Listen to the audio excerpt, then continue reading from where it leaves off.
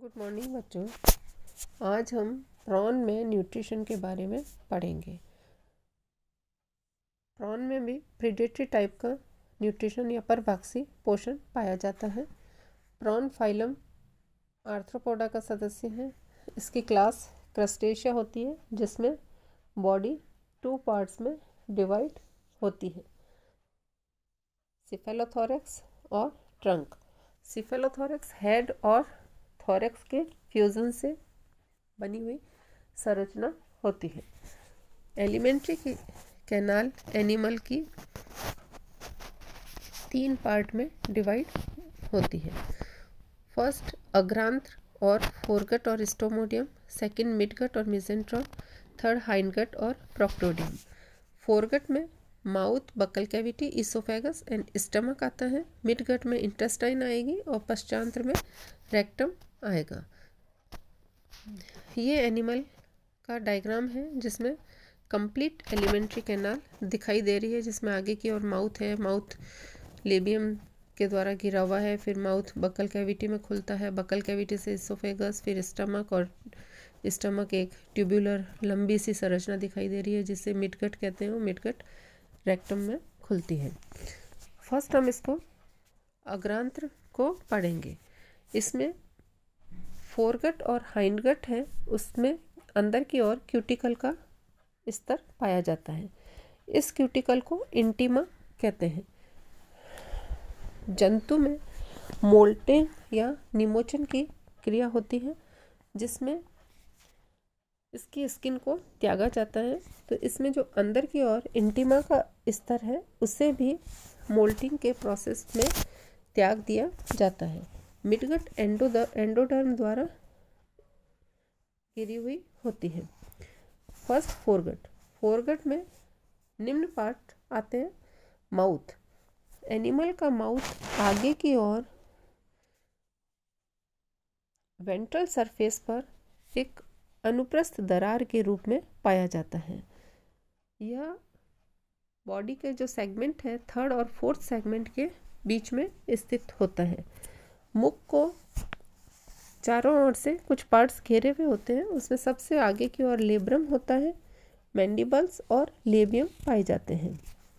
अग्रभाग में जो लेब्रम होता है, उसके दोनों लेटरल साइड में मैंडिबल्स के इंसिजर प्रोसेस पाए जाते हैं, और पीछे की ओर बाइलोब्ड स्ट्रक्चर लेबियम पाई जाती है, जो कि आगे एक डायग्राम में दिखाई दे रही है। लेबियम के इन लोब्स को, जो बाइलोब्ड स्ट्रक्चर है, उसको पैरागैंथा भी कहते हैं। माउथ बकल कैविटी में खुलता है। बकल कैविटी छोटे आकार की होती है। इसमें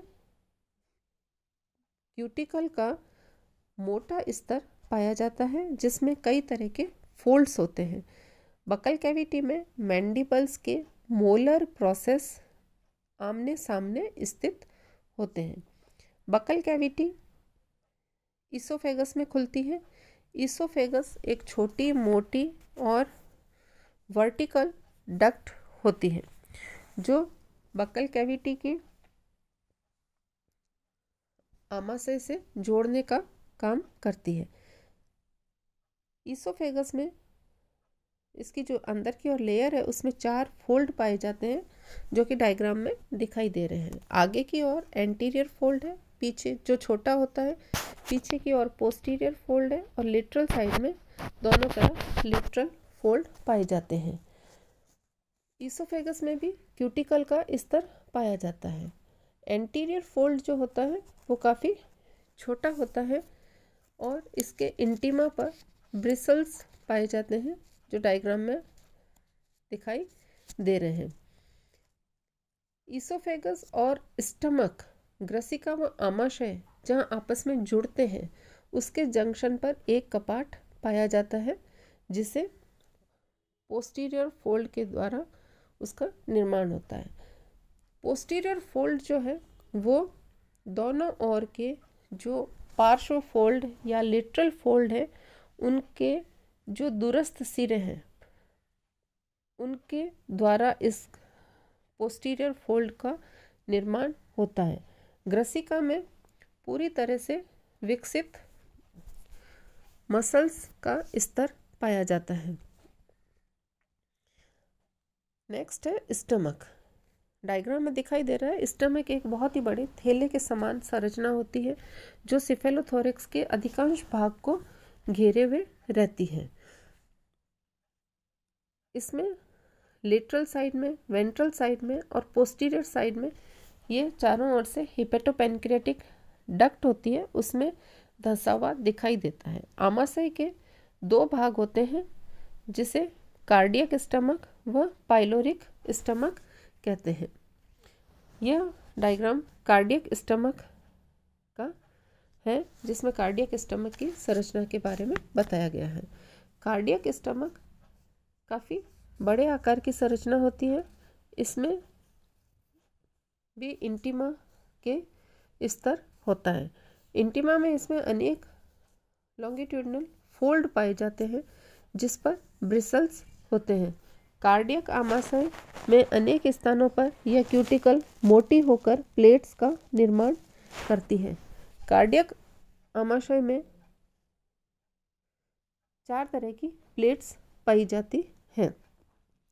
फर्स्ट है सर्कुलर प्लेट, जो डायग्राम में ऊपर ही ऊपर सामने की ओर दिखाई दे रही है। इसमें ईसोफेगस के जो पोर हैं वो आके इस सर्कुलर प्लेट में खुलते हैं। सेकंड है लैंसियोलेट प्लेट, जो लेटरल साइड में दिखाई दे रही है। यह एक भालाकार प्लेट होती है जिसे लैंसियोलेट प्लेट कहते हैं। थर्ड है हेस्टेड प्लेट, जो कि बीच में एक बड़ी सी स्ट्रक्चर दिखाई दे रही है, वो है हेस्टेड प्लेट। हेस्टेड प्लेट कार्डियक आमाशय के जो बेस होता है उसमें ट्राइएंगुलर शेप या त्रिभुजाकार प्लेट के रूप में पाई जाती है। हेस्टेड प्लेट के मध्य भाग पर उभरी हुई स्ट्रक्चर होती है और दोनों ओर ढाल के समान स्ट्रक्चर पाई जाती है। हेस्टेड प्लेट का जो पोस्टीरियर एंड है उसमें एक त्रिभुजाकार खांच के समान रचना पाई जाती है जिसे कार्डियोपाइलोरिक पोर कहते हैं या कार्डियोपाइलोरिक एपर्चर कहते हैं। इस कार्डियोपाइलोरिक एपर्चर के आगे का पार्ट जो है वो एक कपाट की तरह कार्य करता है।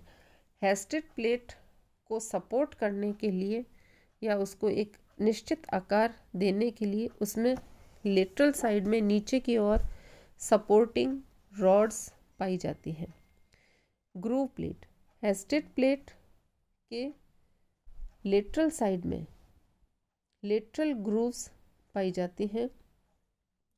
इन लेटरल ग्रूव्स की फर्श में एक खांच प्लेट प्रेजेंट होती है जो इसको सपोर्ट प्रदान करती है।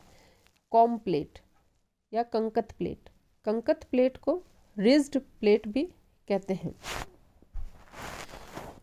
लेटरल ग्रूव के भीतर की ओर बेसल छड़ें पाई जाती हैं व बाहर की ओर कॉम प्लेट पाई जाती है। डायग्राम में अंदर की ओर ये ब्रिसल्स, कॉम प्लेट सब दिखाई दे रहे हैं। कॉम प्लेट की भीतरी सीमा पर ब्रिसल्स निकले होते हैं, इसके कारण यह कॉम के समान दिखाई देती है। इसी वजह से इसे इन ब्रिसल्स की स्ट्रक्चर कॉम की जैसे होने की वजह से इसको कॉम प्लेट कहते हैं। कॉम प्लेट के ब्रिसल्स जो है लेटरल ग्रूव व हेस्टेड प्लेट की जो लेटरल बाउंड्री है उसको ढके रहते हैं। दोनों ओर की कंकत प्लेटें या कॉम प्लेट हेस्टेड प्लेट के आगे की भाग में आपस में जुड़ी हुई दिखाई दे रही है। कॉम प्लेट के दोनों ओर अनुदैर्ध्य वलन या लॉन्गिट्यूडनल फोल्ड पाए जाते हैं जिसे गाइडिंग रिज कहते हैं, जो दोनों तरफ पीछे से आगे की ओर निकली हुई होती है। आगे की ओर ये काफ़ी छोटी होती है, पीछे की तरफ ये मुड़ करके कार्डियोपाइलोरिक एपर्चर का निर्माण करती है। डायग्राम में एक्स शेप में दिखाई दे रहा है। गाइडिंग रिजेस जो है वो भोजन को कार्डियोपाइलोरिक एपरेचर के द्वारा कार्डियक से पाइलोरिक रीजन में जाने में हेल्प करती है। कार्डियक आमाशय और पाइलोरिक आमाशय के बीच में ये एक्स के आकार की संरचना होती है जिसे कार्डियोपाइलोरिक एपर्चर कहते हैं। इनके चारों ओर 4 कपाट पाए जाते हैं। इसमें आगे के कपाट का निर्माण हेस्टेड प्लेट की पोस्टीरियर बाउंड्री के द्वारा होता है। लेटरल कपाट का निर्माण गाइडिंग रिजेस के द्वारा होता है। जो गाइडिंग रिजेस है उसका जो पोस्टीरियर एंड है उसके द्वारा होता है, और जो पोस्टीरियर कपाट है उसका निर्माण आमाशय भित्ति में जो फोल्ड पाए जाते हैं उसके द्वारा होता है। नेक्स्ट है पाइलोरिक स्टमक। पाइलोरिक स्टमक छोटे से थैले के स्ट्रक्चर के समान होती है और यह कार्डियक आमाशय में नीचे की ओर पाया जाता है। पाइलोरिक स्टमक में 2 चैम्बर होते हैं जिसे डोर्सल चैम्बर और वेंट्रल चैम्बर कहते हैं।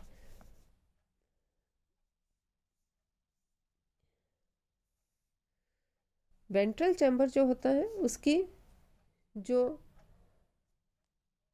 भित्ति होती है या लेयर होती है वो काफ़ी मोटी होती है।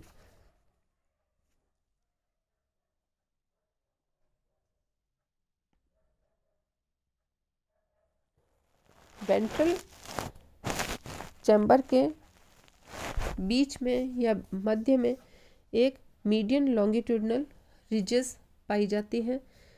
इस चैम्बर को 2 पार्ट्स में डिवाइड करती है। डब्ल्यू के आकार का यह पाइलोरिक फिल्टर प्लेट दिखाई दे रही है। इसमें फिल्टर प्लेट्स पाई जाती हैं।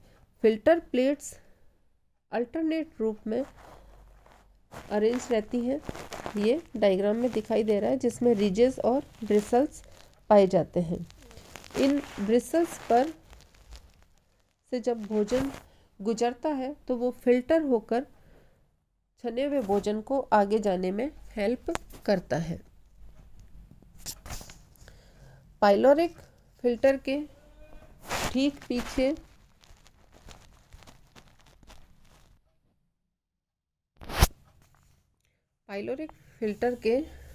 पीछे की ओर हिपेटोपैनक्रियाटिक डक्ट्स जो होती है उनका पोर आके खुलता है, जो डायग्राम में दिखाया गया है opening of hepatic duct. In pores पर बड़े आकार के ब्रिसल्स या शूक पाए जाते हैं जो डोर्सल चैम्बर आगे जाकर मिडगट में खुलता है। इसमें जो ये लंबे आकार की सीटी पाई जाती है, यह सीटी मिडगट से भोजन को वापस डोर्सल चैम्बर में आने से रोकने का कार्य करती है। नेक्स्ट है मिडगट। मिडगट एक ट्यूब्यूलर स्ट्रक्चर होती है जिसमें क्यूटिकल का स्तर नहीं पाया जाता है। यह आहार नाल का सबसे लंबा भाग है। यह 6th सेगमेंट तक पाई जाती है।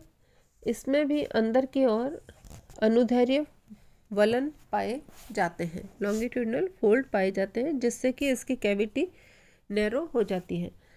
इसका जो अंदर का स्तर है वो कॉल्यूमुलर सेल या स्तंभाकार कोशिकाओं द्वारा निर्मित होता है। हाइंडगट यह एलिमेंट्री कैनाल का सबसे छोटा भाग होता है। इसका आगे का भाग फूला हुआ होता है जिसे रेक्टम कहते हैं। वह मलाशय एक नलिका कार भाग से होकर टेल्सन के आधार पर गुदा द्वारा बाहर की ओर खुलता है।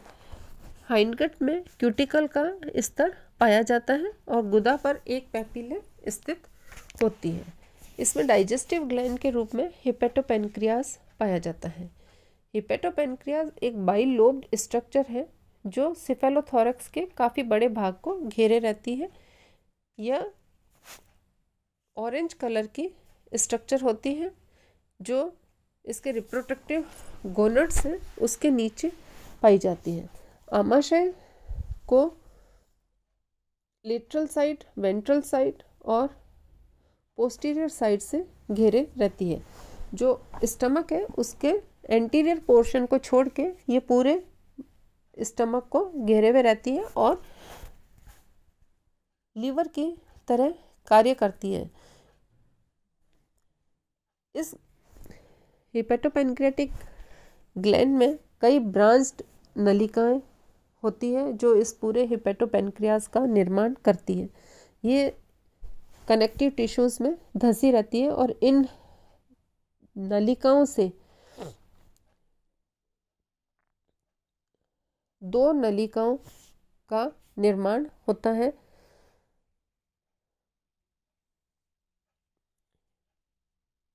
इन नलिकाओं में 4 तरह की सेल्स पाई जाती है, कोशिकाएं पाई जाती है। फर्स्ट है कणिकामय कोशिकाएं या ग्रेन्युलर सेल्स, सेकंड है फर्मेंट सेल्स, थर्ड है वसा युक्त हिपेटिक कोशिकाएं या फैट डिपॉजिट हिपेटिक सेल्स, और फोर्थ है बेसल सेल्स और रिप्लेसिंग सेल्स।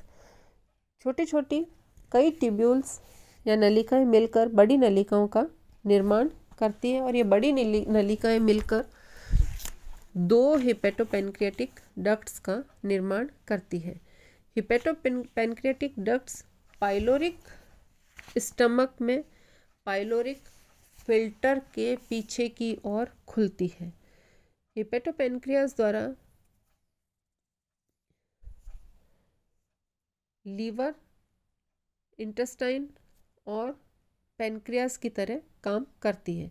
मतलब ये जूसेस का निर्माण करती है जिससे कि फूड का डाइजेशन होता है। आंत या इंटेस्टाइन में फूड का एब्जॉर्प्शन होता है और लीवर की तरह इसमें कैल्शियम, फैट व ग्लाइकोजन को स्टोरेज होता है। हिपेटोपेनक्रियाज में इंट्रासेल्युलर डाइजेशन, अंतःकोशिकीय पाचन होता है। फूड एंड फीडिंग, जैसा कि शुरू में ही बताया गया है, प्रॉन ओमनिवोरस एनिमल है, सर्वाहारी जंतु है। यह अपने फूड में शैवाल, मांस, जलीय खरपतवार, छोटे छोटे कीट अपने भोजन के रूप में प्राप्त करता है। यह नॉक्टर्नल एनिमल है, रात के समय अधिक सक्रिय होकर फीडिंग करता है। इसके आगे की ओर जो चिलेट लेग्स होते हैं उसमें फूड को पकड़ने की क्षमता होती है।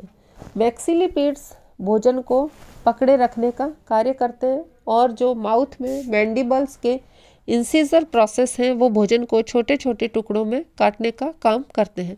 तो चिलेट लेग्स के द्वारा भोजन को पकड़ा जाता है और मैक्सिलिपिड्स उसको पकड़ के रखने का काम करते हैं और उन चिलेट लेग्स के द्वारा माउथ की तरफ फूड पार्टिकल्स को ले जाया जाता है, माउथ में डाला जाता है। माउथ के इंसिजर प्रोसेस जो है वो उसको छोटे छोटे पार्ट्स में काट देते हैं। फिर वहाँ से फूड पार्टिकल्स मोलर प्रोसेस के द्वारा उनको और चबाने का काम किया जाता है।